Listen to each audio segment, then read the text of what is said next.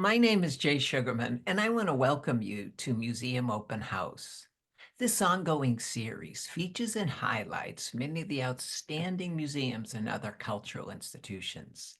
The main purpose of most programs is to inform viewers about current and upcoming exhibits, various programs, resources, and other opportunities that are available for the general public. Today, via Zoom, we're fortunate to have as our guest Elliott Arkin. Elliott is a highly accomplished artist, designer, educator, and entrepreneur.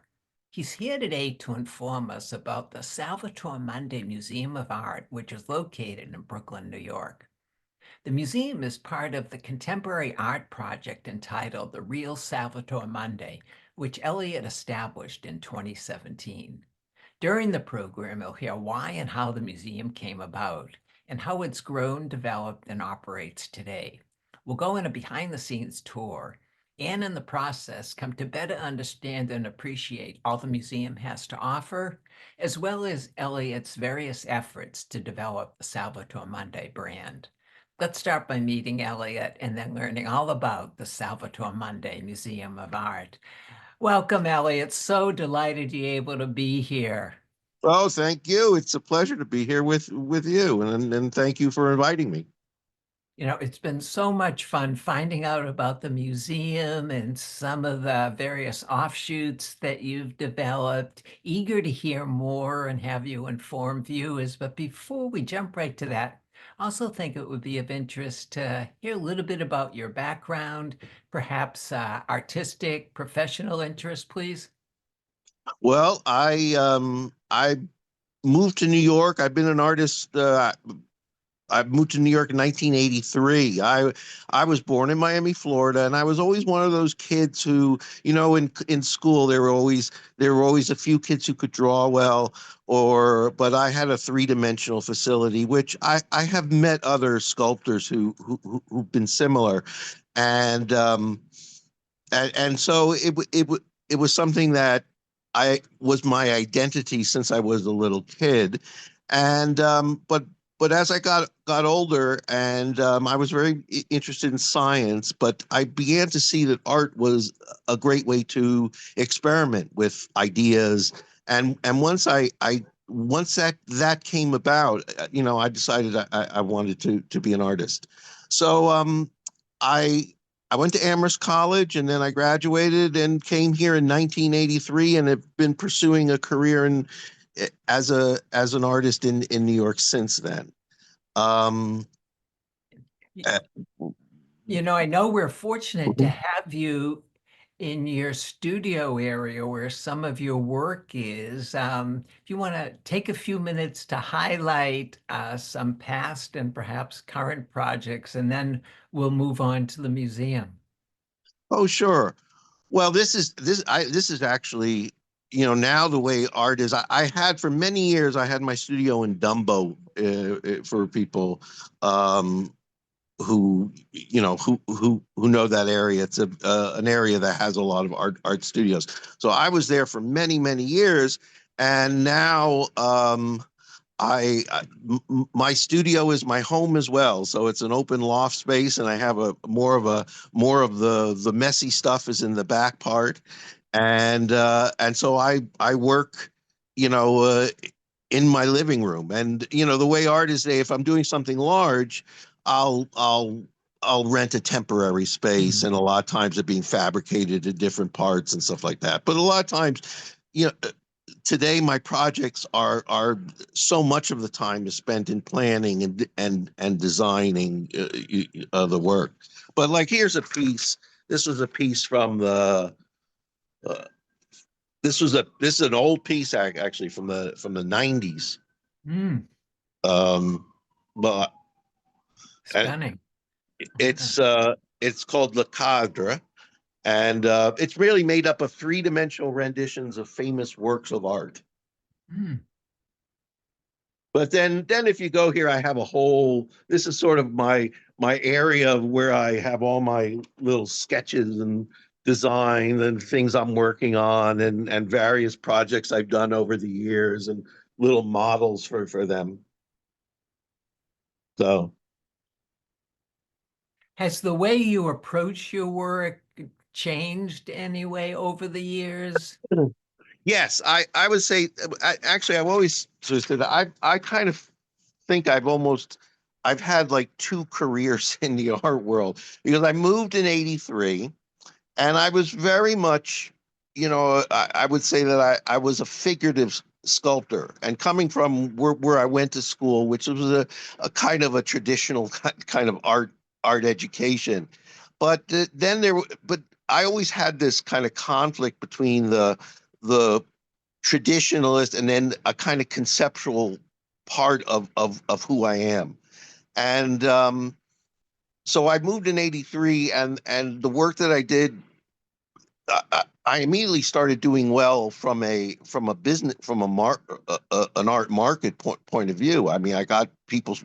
I mean, the works I were doing, I did were selling well, and then with the recession, there was a major art recession in 1990, and a lot of galleries closed, and I really my market or collapsed with the rest of the market and I kind of then stumbled around for almost 10 years. I think it was more like yeah, like 8.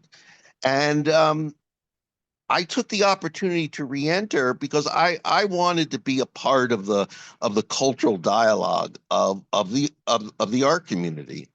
And when I came back, and it really was very much happenstance. I was at a certain point. I was about to have a child. I always kind of felt, I'm whenever I was working, and I'm a fairly uh, a realistic person. I would be like, listen, one of these days you're gonna have to give this up and get a real job, just like everyone thinks about artists. And so I invited a lot of people over to the studio just to sort of look and say something. And they all a lot of the consistency of people in the art world is I did these cartoons. They were jokes. They were three-dimensional. And people would say, I like these. And so um, one person was a critic, Charlie Finch, who I had a sculpture of him, and he was a notorious uh, just a kind of a beast in the art world. He was a large figure, and he was not kind to gallery people, and he would have fights in the middle of gallery. So I did a sculpture of him eating Jeffrey Deitch, like Ugolino, and the editor of ArtNet put it up. They had a cartoon section, and that really started the whole thing because I then got an email from him saying, "Hey, I had really positive feedback. If you want to make more of those or send more of those, I'll be glad to put them up." And at that time, the cartoonists that they had on board, so it quickly became the three of us. It was Nicole Eisenman, me, and Olaf Westfalen, and we were the three cartoonists. And Artnet was at that time it was the only it was the major website for the art world. And although from a business point, I mean, I wasn't I wasn't selling them. But I loved all that I had a platform to Mhm.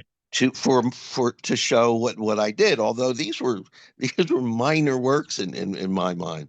But from that, it was always I mean, I would go to fairs and be introduced, and people would say, "Oh, you're the guy who does those cartoons." And all of a sudden, I would be like, "Wow, I was Fabulous. making those figures sculpt, and no one knew who I was." And then so I really enjoyed that, and that started me in the notion of of really focusing my work on a kind of it does still there are things that I do that still use my technical skills as a draft, as a and facility. But then it allows me to really work with the idea of humor and commentary in the art. Well, we're going to enjoy Sure. some of that humor when we find out about the museum. But before we step in and see some Mhm. current and previous work, for those maybe not as familiar, with the Salvador Mundi painting and the background and history, just very briefly, a little highlight of some of the important points, and then we definitely want to enjoy the museum. Sure. Well, in 2017, it was announced that this painting called the Salvator Mundi was going to be put up for auction, and prior to that, unless maybe you were very much involved in Renaissance art, certainly within the contemporary art world, it really wasn't that known. Mm. And it was an interesting story. And then not only that, it was being put up for auction in the contemporary art sales at Christie's. And prior to that, um, yeah, the so we started hearing about the story, which is it a real Da Vinci? Is it not a real Da Vinci? They started, they put it up at Christie's, and there were lines of people wanting to take a look at it, and it was estimated to go for $100 million. At Wow. that time, the highest price was around 180 at auction. So, I mean, yes, it's an expensive painting, but it fell within the sort of thing. And lo and behold, it goes for $450 Wow. million. That's Unbelievable. that's two and a half times higher than the record at that time. Wow. And the story, and of course then it got a lot of major stories, and not only that, the buyer is Mohammed bin Salman, the Saudi prince. And the story was so fascinating to me that all of a sudden this phrase, and prior to that, the phrase Salvator Mundi, it just sounded like it sounded like Sal Mundy, and it reminded me of Al Bundy. And it's kind of, and I said, they've now taken a term which was an antiquated term in our language, and it now can be identifiable as a brand. And in many ways, it's how contemporary art and contemporary artists have to think about themselves. I mean, it's really a kind of Mm. comes from the study of how the engines and the wheels kind of turn within society and our culture and the art world and the art market, and so forth. And so I said to myself, well, wouldn't that be fun, just kind of say I'm to create the brand, a symbolism of a kind of Cinderella story, and a kind of rags to riches. It's a very American story. So I immediately applied for several trademarks. Mm. And lo and behold, because no one had when you do the trademark search, that term at that point didn't exist on the web at all, Mm. other than in relation to the auction. So I immediately got trademarks. I've gotten more since then, and that's when I launched the idea that I said this, and I immediately thought of really interesting kind of things to make and create as the Salvatore Mundi brand. And then Well, I kind of humorously say that my goal is to the brand is for sale. So I'll sell it to Mohammed bin Salman for 1% of what he paid for the painting at this point. seems like a good deal. Seems like a good deal. Well, It's a bargain. most definitely, how did that lead, again, very briefly, because we want to share some of the items, Sure. to the museum of all things? Well, so once I started the brand and I started making some initial web page and product, then I started saying, okay, what do I do? Well, now I have to promote and make my own effort to build the brand. Ah. And I started thinking, okay, so what kinds of ventures and things can I do? Um, so I'm trying to think of if there was anything before the museum. The museum was one of the first. So at one point, because remember, Mohammed bin Salman, we haven't seen the painting since it's been auctioned. It's been Mm. stored away. So I started saying, well, I need to start doing my own kind of keeping activities and things for it to do. So I thought of starting Yeah. a museum, and I kind of equate the act is similar to where you have like like toys. They create movies so that they can create a toy line. Yeah, They exactly.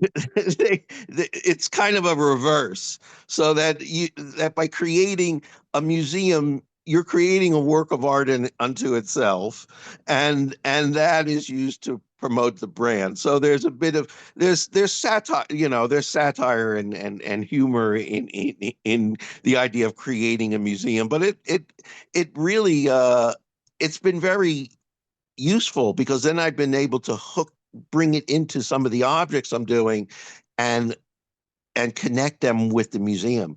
But then at And one point, and I'm not at liberty to discuss much, but I sold the idea for a Broadway musical to Kiola Productions, wow. and I'm under contract, so I can't mention much more about that. And I continuously think of various things. Fabulous, fabulous. Well, let's look at some of the items that have been, perhaps are on display. This is very intriguing and in true spirit, I think, of your Yeah. venture here. The mechanical bank. Yes, and it really this is the current show, and it I have it up for a little too long. I've got to change agents soon, but it was a project. See, then what started happening is every April 1st, well, it's only been the last two.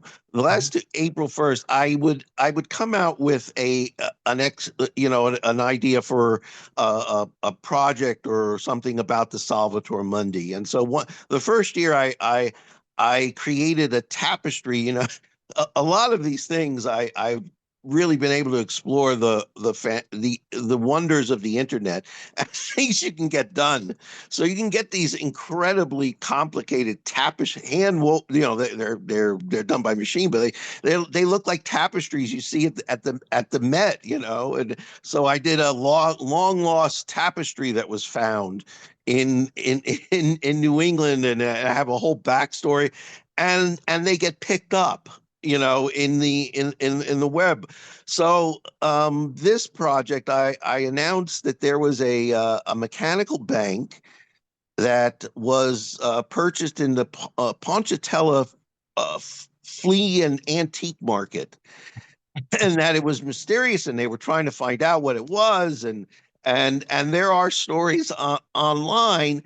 And first I announced that, and that was not connected with the museum. But then I said, "Oh, this will be fun," because then 6 months later I could announce that the museum had purchased the item that was found in Louisiana. That's So, fabulous. so then I was able to come out with that. And what it is, and then see that now, because this was always intended to be a limited edition, and as opposed to sort of an artist who creates a sculpture and then they produce a limited edition, it now has more of a connectedness and officialness and validity, because the museum is going to produce a limited edition of the one of a kind item that was found in Louisiana. And it's Nice, a nice. mechanical bank. It's a functioning bank. You lift the little ball, you put a penny on his palm, and then there's a lever in the back, and when you press the lever, he blesses you and takes your money. Very good, very good. Sounds like a lot of that going on maybe in Brooklyn. For I the, don't think I don't think it's limited to Brooklyn. that's for sure. That's for sure. Moving on, we have limited time. Just a Yes, couple words about these other items we want to sure. share.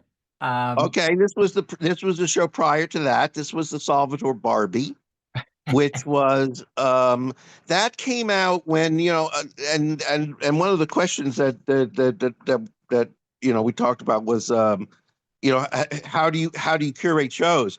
That's one of the challenges, is to keep coming up and planning ideas. This was show that actually I was having dinner with one of with my good friend Robert Storr, and I was saying, oh, what should the next topic be? And I got to give Robert a credit because it was during the Barbie phenomenon. He said Barbie. I said, oh, that's a good idea, Salvatore Barbie. So I then went and created, and this is an image which I'm going to have actually painted, and it will be it's an oil painting, and this is the Salvatore Barbie, and then we did a whole show of you know compare and contrast the phenomenon of Barbie and the phenomenon of Salvatore Mundi. Perfect. Oh, what a wonderful one that would And have I, been. and I have images of the golden rule, the proportional thing and how they fit into this and how they fit into Barbie's face. So there's a lot That's there's a great. lot that ended up working out. Again, just I don't want to give away my secrets, but Chat GPT helps me out a lot in writing all the materials for the museum. it's a fabulous resource, that is for Yes, sure. yes. Again, in the about 7 minutes we have left, we want to Okay. sort of not Here's race, some more. but So this is a piece of jewelry. And so it's a pen. I do have the trademark for Salvatore Mundi for jewelry, and some of the brands and some of the products. Do have a legitimate. They do have legs, what I say, in the marketplace, and jewelry could be a very a successful because I think there's a place for it. We have Salvatore Mundi coffee, which does well, and there are some food products, but we're going to have perfume that's going to do well. So some things are directly humorous and they really are just art objects, and then the others are really they work. So this is a pendant, and I'm actually working on doing like a giant wrappers bling, all pave diamonds and fabulous. 18 karat gold and all that for it. I think Leonardo da Vinci would be full behind that, I think, for sure. It- For sure. Well, Eh, they said he was a very flamboyant dresser, so I think he I would. definitely, definitely. And I think this is the tapestry you're referring Yes, to. this is the tag that was put on the tapestry and in Dutch because there's a certain point there's where they think the painting may have been in Holland at a certain point in its history. So I kind of alluded to that maybe that's when this was done when it was in Holland. So I had a good friend of mine who's Dutch tell me that that means savior of the world in Dutch. Oh, so much fun. This is fabulous. Um, speaking of fun, these next couple, what do we see Yes, well, this here? was in the beginning with the whole NFT. So I started doing all these various takes on if Jeff Koons had done the Salvatore Mundi and I put the blue ball in his hand, or I have all these kind of artistic inspirations. I think they're called. Oh, this was an NFT when the NFTs were out. This is called Salvatore Munki, Munki. And it was, of course, on the Bored Ape Yacht Club. This sold immediately a fairly prominent art collector. Bought this, That's great. And here but we're talking about some of the items, the there's pasta the pasta sauce sauce, on wood, hand right the there's bag here, the bag. fabulous. And branching There's out, Robert's store. Yes, that's great. if you go That's on our great. website, he is our brand spokesman at the current time. And for those of you, most people know Robert Storr was the senior curator for the Museum of Modern Art. That's And I'm incredible. very fortunate. He likes my work. I don't know how, but I don't want to question it. That's fabulous, fabulous. What's been some of the reaction and feedback to the museum in the few years it's been open? It from people who visit it's been a very positive. I always encourage people to leave a Google review, and Mm. but people come and they kind of I've been very they go with the flow. They fall into the idea, and they get kind of like, well, this is an interesting idea, and they like what they see, and I have a nice talk with a lot of people. Um, and then there are a couple. The last person was very upset because I didn't I early on, when people would set up a time to visit, I would give them free coffee. But I can't do that anymore because I'm in retail stores now, so I don't want to compete. I can't compete Mhm. with my retailers; they get mad at me. So she was upset about that, and she wrote Well, that in Google. I think I caught that comment. Uh, Yes, yes. what are some of your goals for the near future and maybe upcoming plans for the museum and maybe other spin-offs from the brand? Well, I'll tell you, see, for the museum, and since this is an art project, the way I've always told people is that now that I've produced exhibitions, those exhibitions can go on to be loaned to other institutions as small installations. So, there's no reason, as part of the whole Salvator Mundi art project, that you could have the exhibition of Salvatore Barbie. You could have the exhibition of the bank.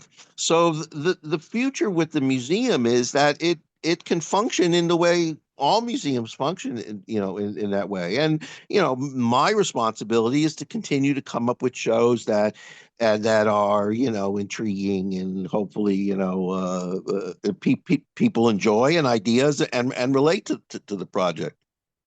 Well, definitely, you definitely have a growing audience of appreciative viewers for sure, and consumers.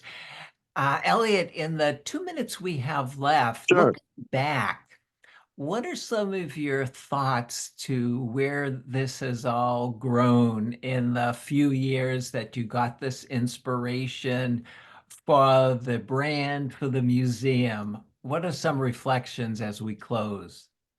Well, I think that it's really been a project that has allowed me to tap into the various ways in which my creativity has worked. It's always been a struggle for me.